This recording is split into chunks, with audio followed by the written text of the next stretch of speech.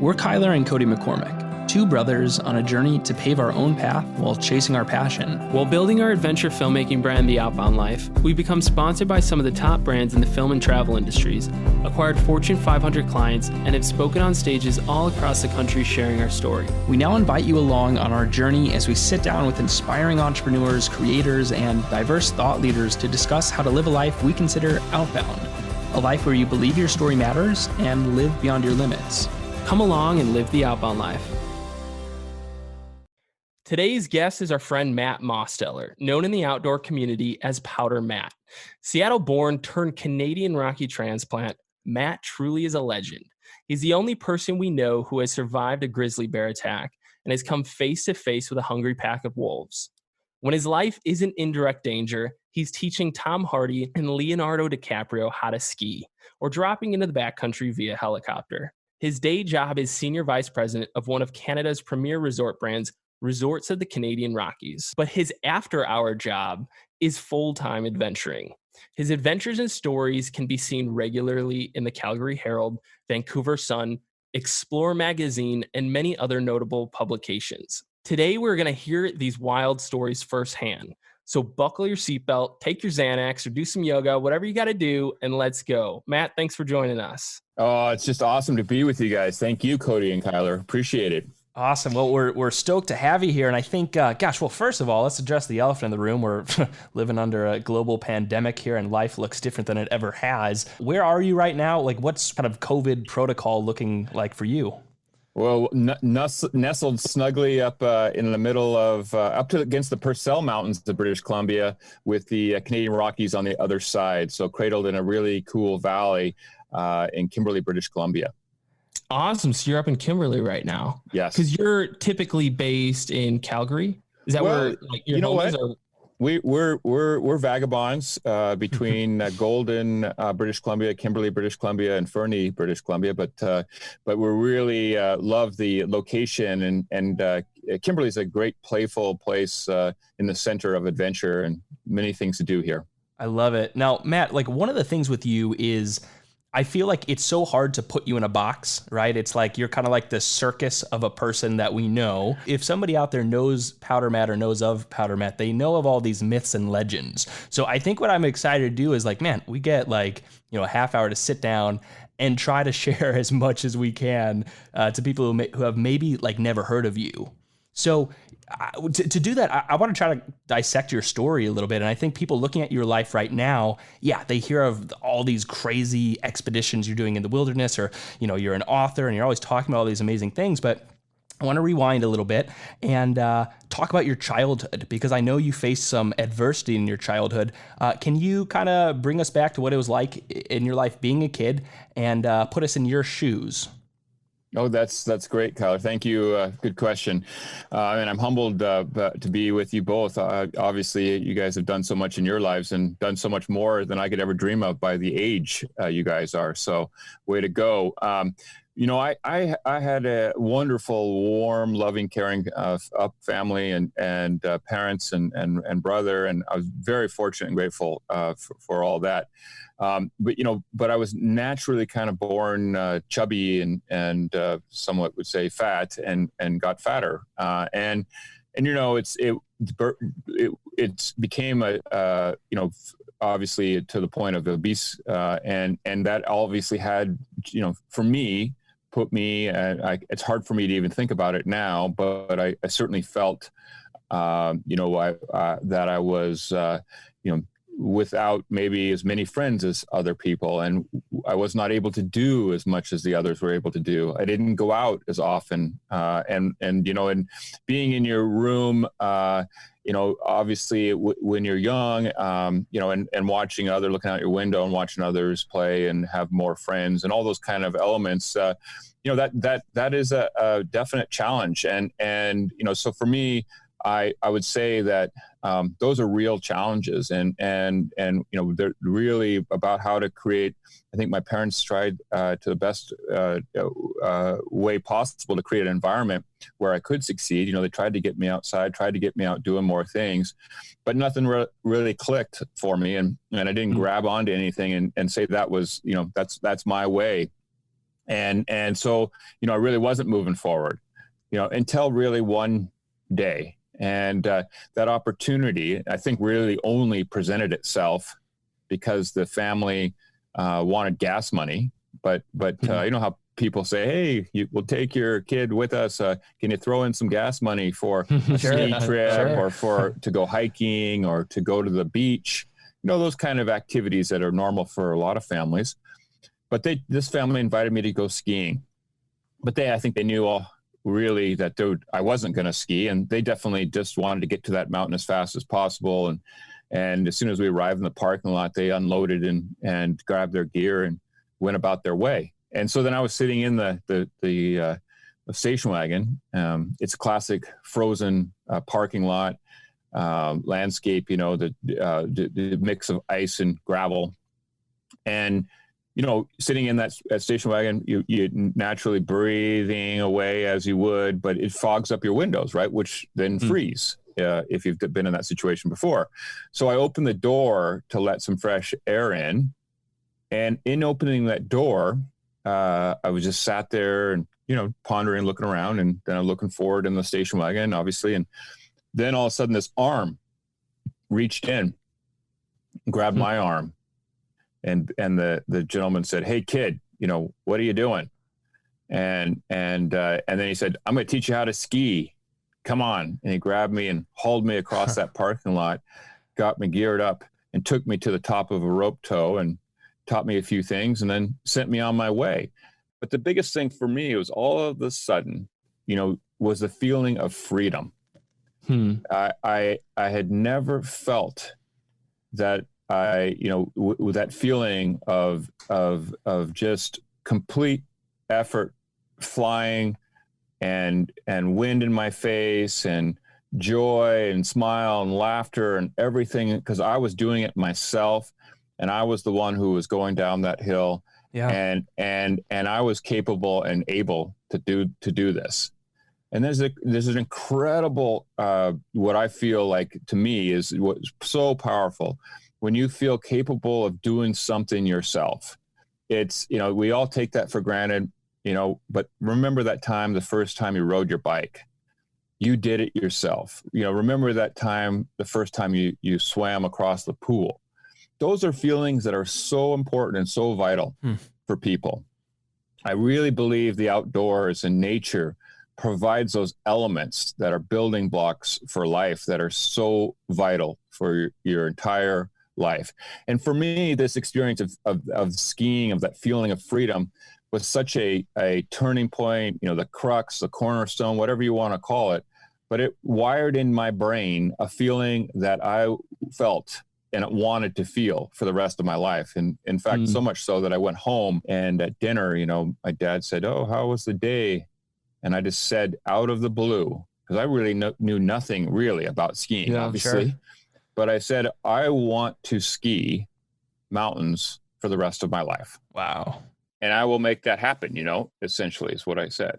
Wow. Well, I mean, just to hear that, to see that openly, you were so blessed to have such a turning point in your life, like to go from a life that, you feel whether, you were picked on or just kind of outcast or not fitting in right, and probably down about your appearance and just, being overweight. It's like that as a kid obviously can mess so much with your psyche and really have a tough impact on your formative years. But then to have that turning point where someone, and I love how you talk through, like you open that door, and like by you just opening that door, it's kind of like a metaphor for allowing some change to happen. And this person grabbed you and took you on this journey, and you loved it. You loved the experience, the freedom.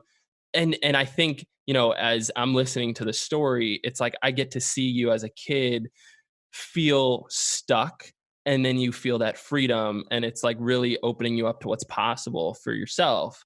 And I think what's interesting is, like, again, that's amazing that you had that type of turning point in your life. But I think so many also probably have similar struggles and can't put their finger on like a big turning point or when they felt this big rush of freedom. I'm curious, Matt, from your perspective, like what you would say to a kid or somebody that doesn't necessarily feel like they have a parent or a mentor or someone in authority that's helping coach them through that struggle and opening their eyes. Like how do you talk to someone that's so stuck in that spot right now? Well, I think that's good, Cody. I'm, it's one thing I have continued to wrestle with this because you have so many educators, teachers, people we look up to, or parents maybe even as an example that say, follow your passion. Yeah. And that's what they just say, follow your passion and follow your passion. And you have then the individual on the other side, let's use an under 40 aged individual. Well, like, what does that mean? I sit there and think, I thought about that a lot, well, how do you unpack that, and so for me, I think what I like to break it down or distill it down further is into just simple, like I would put together a little trial list. What are some of the things because if you don't have a mentor, you're so right, Cody, because what's going to open the door for you? What is that? So if you don't have that, so put down a few things, do a trial list of 2 or 3 things, what you may be interested in, and then start going down, try them out, get started doing whatever it is on that list. Pick number 1, I want to learn how to fly. So then, save up some money, get that one trial flight. If you like it, then maybe you start with developing a plan to pay for it. And then you start, how am I going to build time into my regular schedule to do ground school? Those kind of elements. Go far enough to say, I really like it or I don't.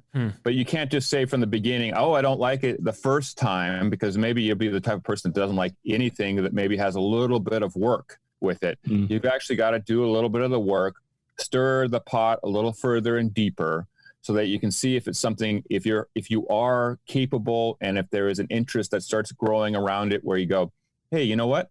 I really like it. And stepping back sometimes will help you share a little insight on yourself to say, yeah, that did start. I really did like the feeling of flying. Yeah. Even though the navigation part was difficult and I maybe felt like I couldn't do that, but maybe I can, because the flying part's really amazing and I'm going to do this, right? Part of it is being able to give yourself the chance to try, give yourself the chance to go a little deeper with it.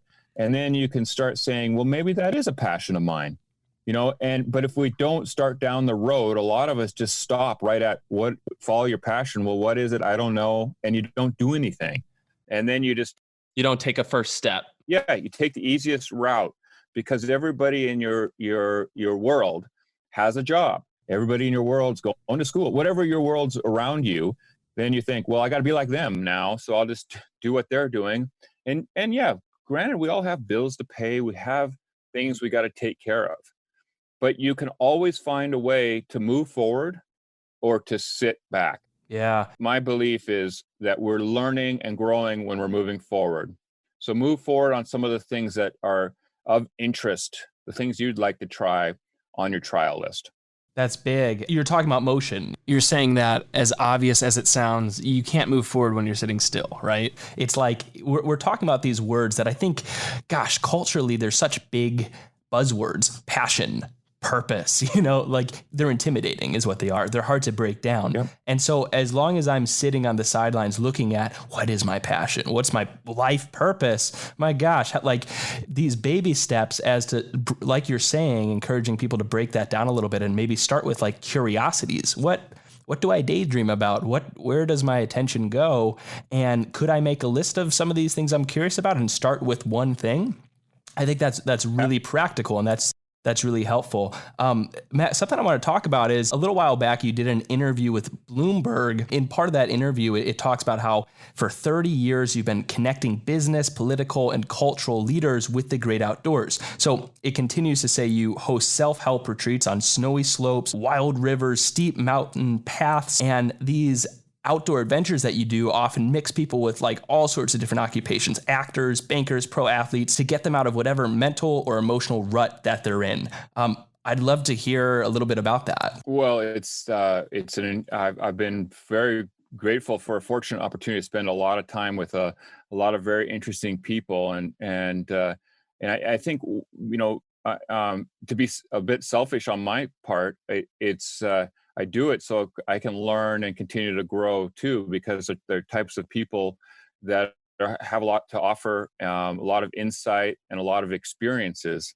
And sometimes we have to, I really think we got to give a lot, or set up things that provide us opportunities of growth, right? So for me, setting up, I don't do this for pay or anything, so I just do it. For me, the payback is the learning that I get and the growth I get and the connection with people that I get, because I love connecting with people, and I love growing. So maybe there's things that others can do in their life where they can set up situations for themselves to grow. I mean, this is just one example of a way that I do it. Is I'll put a group together and we go do an adventure, and I'll set up all the details and elements, and then we go and do it.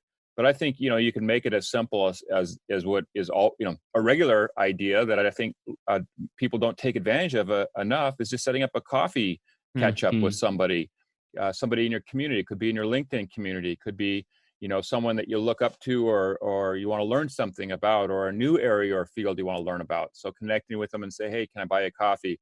Most people will respond positively and do that, and for me, I also like to see how others, when you take people that aren't, it's really a very, it makes me laugh. It fills me with joy to watch others experience the outdoors.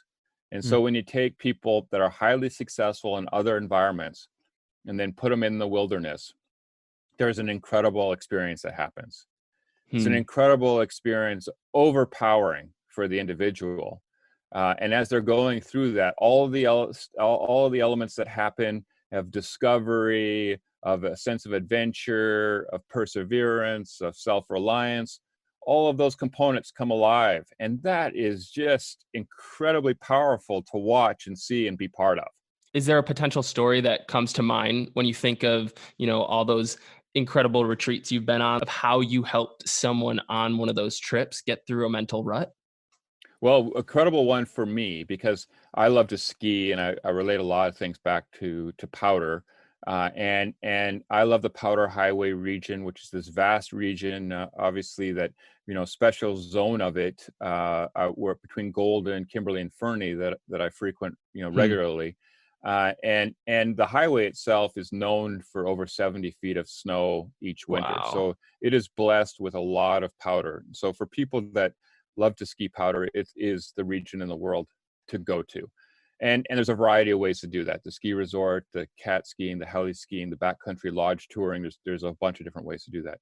But I've had a group for a while that included an NFL quarterback. And over time, we skied for, early days, and it was early days in his career. And as that time in his career and life, as he grew in importance from his athletic capabilities and producing results with the team he was on, and over time, I was always like, I think everybody's in awe of all NFL or all professional sports athletes. It's a lot of work to make it to where they've got to. It's a lot of elements that are packed in that bag to get to the top, the less than 1.1% that get there. Yeah. So I always I wouldn't say much to him or ask him too many questions. I just watched that. I could see on his face that he thoroughly enjoyed powder skiing, and he'd always be the last one back down. He'd always want to go up and do another run, and but one year I asked him, I said, given your situation and all, you can do anything in your life, and you have all the financial resources, you have, you have everything going for you. You can open any door, do whatever you want to do it. You can do any sport. But I asked him, I said, so from all of our time we spent in this wilderness and all this environment of nature, and what have you learned from it, and what has this provided you? But first, a word about our sponsor. This podcast is sponsored by Rode Microphones, the Australian Pro audio powerhouse, making incredible gear for podcasters, vloggers, filmmakers, musicians, and audio engineers. And he said that, when you're deep in the pocket and the roar, or what he said, the crushing noise of 80,000 fans on top of you, and you've got that burden, that weight, your arm can feel lifeless and it can feel like it can do nothing. So that's when you really need an outlet to give it life, to give it energy and focus. And his outlet to be able to toss that ball, rocket that ball down the field into the receiver's arms was powder skiing. He said, it's powder skiing gives me focus. Powder skiing gives me energy. Powder skiing provides an outlet for me to be successful. Wow. And I think every successful person that I've been with on all of my adventure projects has always said that they always needed an outlet in their own life. Something that was able to take them away when what they do normally or what they have or experience in their regular everyday lives is too much. That's wild. That's probably so eye-opening for you to have these experiences, to be firsthand with people that, most of us, we watch on TV, or we see the level that they compete at, on the field on TV, and to be up close to them and see that they're just another human. They have these things that, they struggle with as well. And that they're not just like superhuman pretty much. And we all need these things to tie us back to the ground. And how cool is that to have that experience, to be able to powder ski with this individual and then see how much of an impact that's had on them. And I think, you've shared some really cool stories over the years. And rumor on the street is you've taught Tom Hardy, Leonardo Dicaprio, Christopher Nolan, and Ellen Page how to ski for the movie Inception. Is that right? Yeah. Well, you know what? They're incredible people. It's quite an honor to hang out with them and just you know what? But like you said, Cody, they're no different than we are. Everybody's got inside them this special ingredient. And one thing I think that's really interesting to me is, I'm one side, the 10,000 hours is that everybody talks about, but I'm also on another side. For me, I think it's more about what's your sauce, and uncovering your own. Everybody has a magic ingredient inside of them. We're all unique, special, and wonderful in our own unique way. There's no other Cody, there's no other Kyler. And so each of you have something that's very, very special. Now you guys have tons of different things that are special, but really uncover what those really, really deep, special ingredients are is something that's really important to do in your life. And the reason why is that I think can take down that 10,000 hours like very quickly, because I think we have those ingredients that make us naturally able to do really good things for certain segments out there, right? So some artists might be, I'll just grab that instrument, and the one in a million can just start playing it. And it just comes like no other way. This magic just comes out of that instrument immediately. Or that brush of the artist that all of a sudden just starts painting away, just incredible works.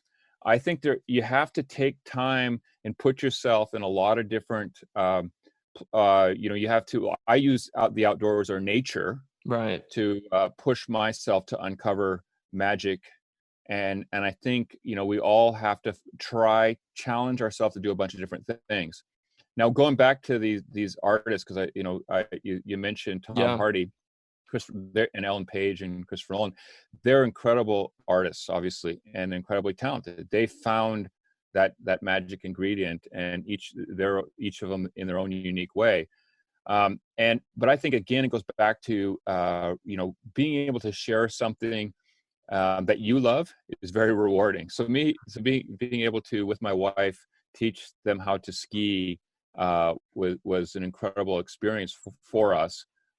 Each of them, I thought we were both grateful to spend time with each of them. But my funniest takeaway is Tom Hardy is an incredible athlete, but he's really super fit. He is, obviously, and my wife thinks he's incredibly good looking too.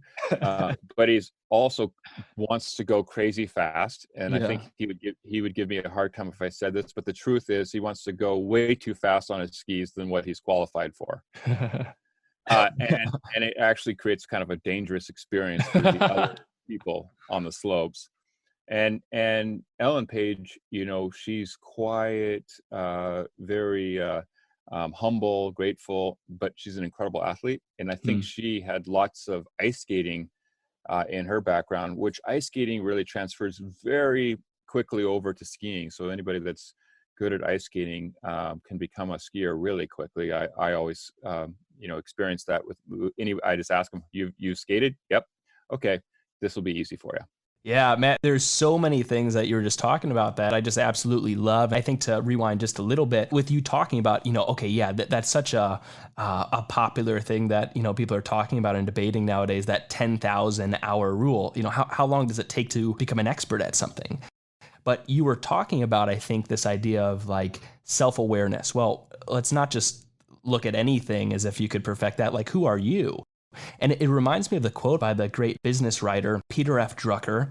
In one of his books, Managing Oneself, the quote goes like this. It says, "It takes far less energy to move from first-rate performance to excellence than it does to move from incompetence to mediocrity." So I think so many of us, it's like, without really diving deep and figuring out, well, who am I? We're going to be trying to go from incompetence to mediocrity. Whereas it seems like with you in your life, even when I asked you, hey, how did you start taking all these interesting people on these retreats? You kind of lit up and your inner child was like, well, it feeds me. It's my learning. It's my joy. And that curiosity, going back to that word, led you to, you started reaching out to people and said, hey, I would love to create an opportunity.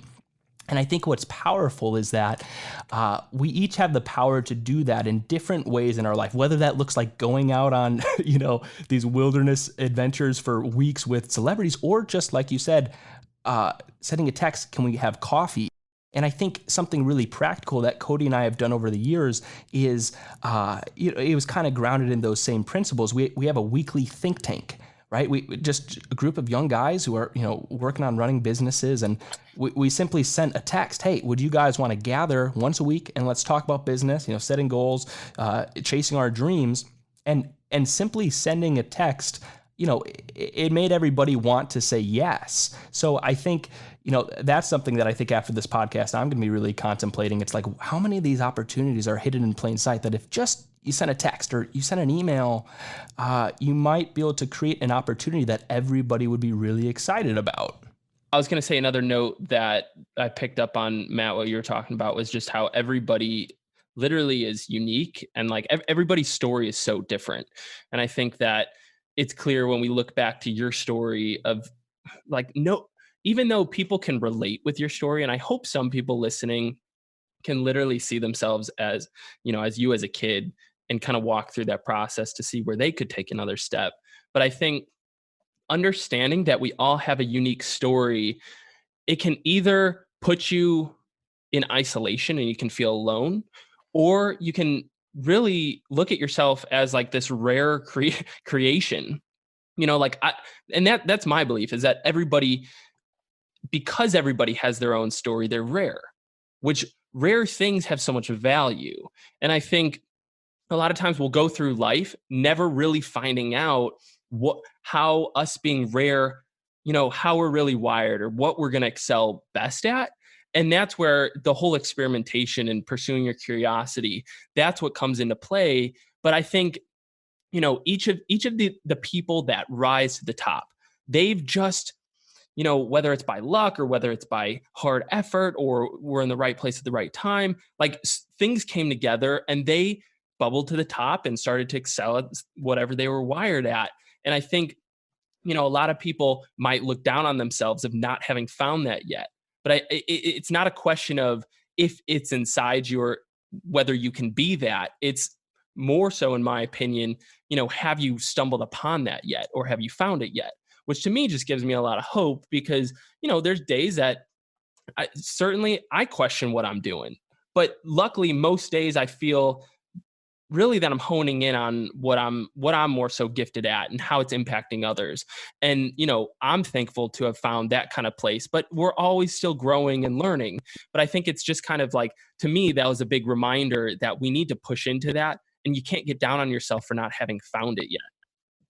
Well, you know what, Cody, I think you hit onto it really well. And I couldn't say it better than how you just shared that. So thank you for that. And I think it's a push to, some might say, I liken it to a river or a snowfield. You're skiing down or you're paddling down.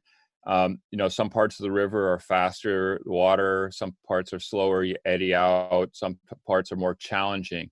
But if you're not moving down in the river or flowing in life, then you're not going to be learning or uncovering. And I think that we have it already hot wired in us to want to discover things. Some of us challenge ourselves, that discovery, more than others. And I think it's something we have to do, regularly. I think it gets more challenging as we age, actually. And it's real sad when you're a younger person and aren't able to do it at all.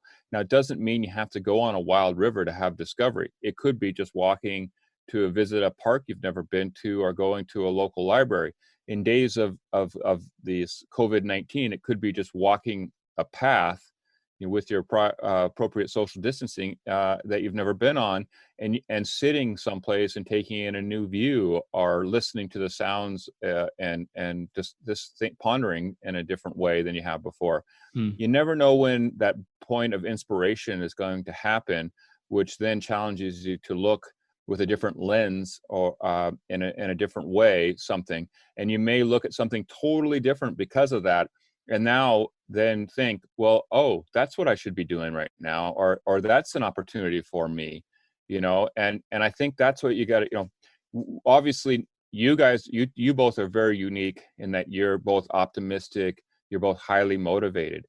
And I do understand, and I do get that there are people that aren't highly motivated, and there are people that aren't as optimistic too. And so I think it is, though, finding a way. I do still think that no matter what your frame of operation is, you still need to be moving, and curiosity still needs to be working away at you. Because if you're not curious, then we aren't learning. And when we aren't learning, we aren't growing. And I think that's super, super important. The other part that I think that people can really do to create more curiosity and to create more discovery in their life is just to connect with more people, is an easy way, but also sharing kindness and doing good in your community. How can I help support my community? And once you support your community, and that can be simple support, like maybe your local food bank needs help now, and rallying a few friends to take some food down to the food bank, obviously following safe protocol. But you can do that in the people that you may meet because of, whether it's online, text, or email, because of the efforts you're doing in creating this food bank support, may also provide some opportunity for growth for you in another way. If we aren't creating ways for discovery to happen, then we aren't learning and growing. So create points of discovery and I like the points of discovery that are really powerful, where you're doing good, where you're creating, deeds of kindness, where you're showing care, where you're connecting your friends, like you do with your text message. Hey, crew, let's get together. We'll have a Zoom chat, weekly. The more we connect, the more we discover. The more we discover, the more we grow. Wow. Matt, something I love about you is, well, obviously you're full of so many of these powerful life lessons and metaphors. And I feel like just about anybody who came across you would want to sit around a fire and just listen for days on end to the stories you have to tell. But something that's really interesting is how you can take these crazy life adventures and then distill it down to, oh, and by the way, Molly, who works at some corporate job. How this can apply to you is like give back in your community, like text somebody. It's very practical. But I like that you're willing to go the lengths to the most extreme things in order to extract the lessons that anybody could learn from, myself included.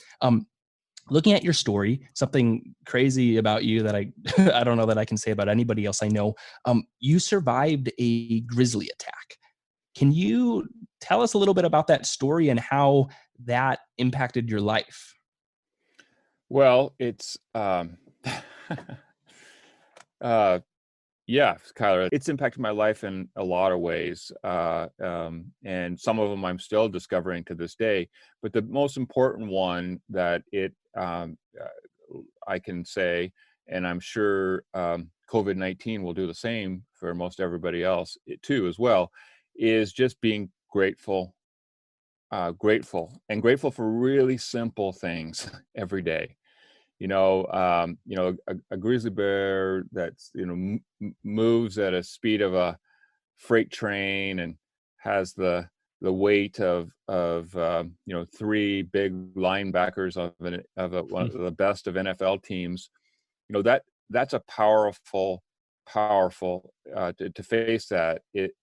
But it really really impressed upon me all that power. Really showcased, I think, in a way that the vital takeaway for me was the simple things of your life. So shelter, having warmth, having a friend, family, being able to laugh, simple joys. The more simpler we get in our lives, the better we appreciate everything else that goes on. And the less wants we have in our lives, the wholer we will feel, and the more we give each and every day, the more we will receive a power that's beyond, that really you can't put into words. It's as powerful as a grizzly bear each and every day that comes back into you when you give. And I would urge everybody, and we're seeing it a lot today, and very fortunate to have so many incredible people out there at the essential services level, providing care for people, all the health workers, all the grocery store, the truck drivers, everybody that's doing their part to make a difference each and every day so we can still continue forward. It's truly inspiring. But I think everybody needs to do that. And it's not just during the COVID-19 times, but it's everyday gratefulness, everyday support for others, everyday giving back. And if we apply those 3 steps, we will grow immensely. We will have the power of the grizzly bear with us instead of squishing us. And that power of that bear is super powerful, not to do bad, but it's super powerful to do good each and every day. And I think that's, what that bear has meant for my life and meant to me. It brought me down, literally, and it definitely took me down where I wouldn't go into the wild, for a couple of years. Wow. And I know the wild and wild places is such an important part of my life. It's really gives me incredible life. It's life-giving to me, nature is. And so I really needed it badly, and I really wanted it to also be able to share that with my kids. But because of that, my encounter with the bear, I wasn't able to, share it with my kids. And that really drove me to feel, no, I've got to adapt. I got to find the good, and I got to move forward. And so I've really, the bear is a powerful good, and it's a symbol that we all have to, I look at it because that bear is always chasing me to do better. I can't tell you what that is for you guys. Yeah. But I think we should always have the motivation shouldn't be greed or money or stupidity. The motivation should be goodness, care, and kindness. And our motivation should be curiosity to learn, to help, to thrive. Now, everybody's got to find that, in their own way. If you're not hot wired to be good already, then you can still find that too, and maybe that's where certainly some very challenging times or challenging experience can help people realize, in their own lives that, oh yeah, I do need to be a better person, or I'm thankful to be alive. So now maybe my role is to maybe help others out, to assist them in ways that might make a difference in their lives too. And so we don't all need to be chased by grizzly bears to have it. We don't all need to have some death-defying experience to have it. It's just, how do we rewire ourselves to make sure we're motivated to just generally say, how can I be better today than bitter? That's powerful. Now, Matt, honestly, I think what we're all wondering is, did this bear bite you in the butt, or like what happened here? Were you fist fighting with this, or how'd you escape? Were Arm you running wrestle? down the hill? What happened? Yeah, it's they've definitely got the fist fight would not be a very good experience. No kidding. Everything about a bear is built, to do damage, and partly that's just they're hot wired to survive. That's their deal. I really don't. I know I look at bears and they're not. Their motivation isn't to do harm to the humans. Their motivation is, get out of my way. I'm going about what I'm got to do. Right. And essentially the issues happen when humans get in their way, or humans do things that provoke or make a bear become a bad bear, whether it's putting out food or leaving out food on a camp site, etc. So no, it's very hard for me to actually even share all the details around it, because I still have it emblazoned in the back of my brain, and I still wake up with anxiety and my own personal fears around it. Yeah. But when you're batted around like a rag doll by a grizzly bear, it's quite an experience. They're definitely that power of nature. I'm in awe, and I'm humbled by Mother Nature, and certainly the power of those amazing creatures. I mean, grizzly bears are just incredible. And now it's a passion of mine to watch them from a great distance and a safe distance, and try to learn as much about them as possible, and also try to learn as much about their flora and fauna and their range, and how, because I think as a symbol, it's important for us to see wild animals in North America and in the world, and humans need to do our part to help support the environment in a way that creates a place that's so they can be powerful, strong, and free, just like us. Right. That's awesome.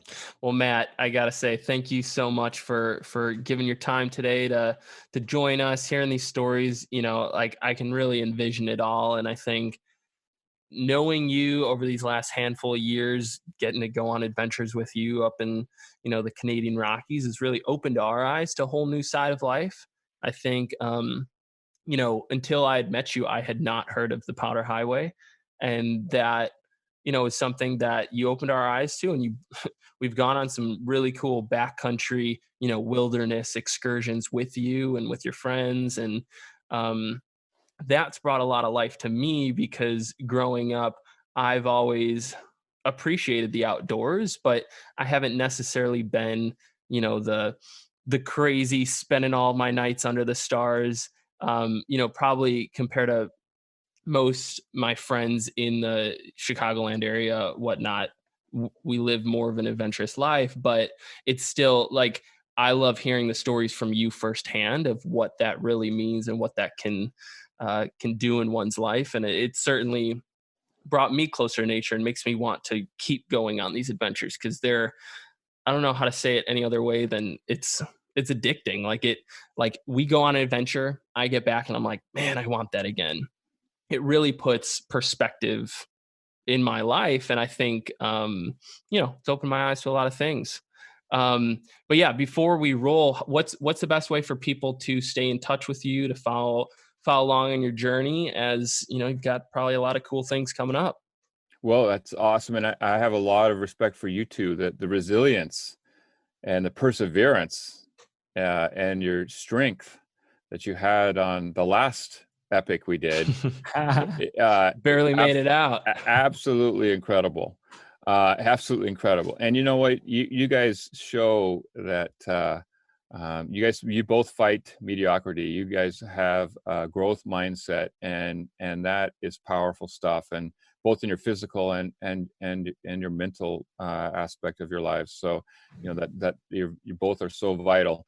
I'm at Powder Matt on Stellar. You guys, that's a STELLER as a social channel for travel and adventure. At Cool. Powder Matt on Instagram, and powdermatt.com is my website. And I look forward to connecting with everybody, and look forward to following many adventures of all the audience, because so many people have such great stories to tell, and so many great stories to be told are coming out of both of you two and all of the followers that you both have. So I love your thing. Believe your story matters because of it, and live beyond your limits.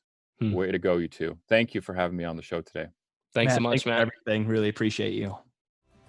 A few closing thoughts, guys. First, we're so grateful you took the time to listen today. It really means a lot to us to be able to share our journey with you. Second, if you got any value or inspiration from this episode, please take a minute to leave a rating or review on Apple Podcasts. Lastly, remember, your story matters. So go for it today and live the outbound life.